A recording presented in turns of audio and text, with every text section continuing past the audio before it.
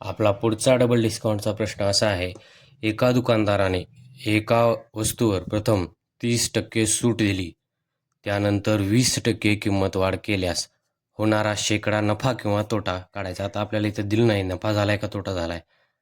तर आपला फॉर्म्युला असा आहे, नवीन किंमत इज इक्वल टू जुनी किंमत गुणुले 100 भागिले 100 गुणुले 100 भागिले 100. जितक्या वेळेस किंमत कमी जास्त झाली तितक्या वेळेस आपल्याला 100 गुणिले 100 घ्यायचे गुणुले.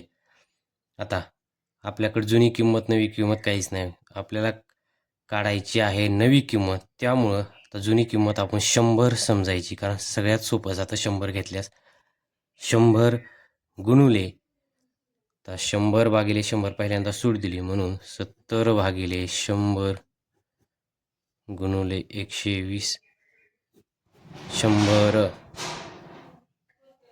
तर जेवढे शून्य कटतात तेवढे पहिल्यांदा कटवून घ्यायचे. या 100ला हे 100 गेलं, या शून्याला हे शून्य कटला, या शून्याला हा शून्य कटला, मग उरतं काय 12 गुणुले 7.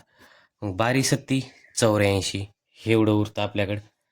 आता मग राहिलं काय, आपल्याकडे आली नवी किंमत आपल्याकडे आली. म्हणजे एका दुकानदाराने 100 रुपये किमतीची वस्तू 84 रुपयांना विकली. मग त्याला आता नफा झाला की तोटा झाला? सरळ आहे ना, तोटा झाला.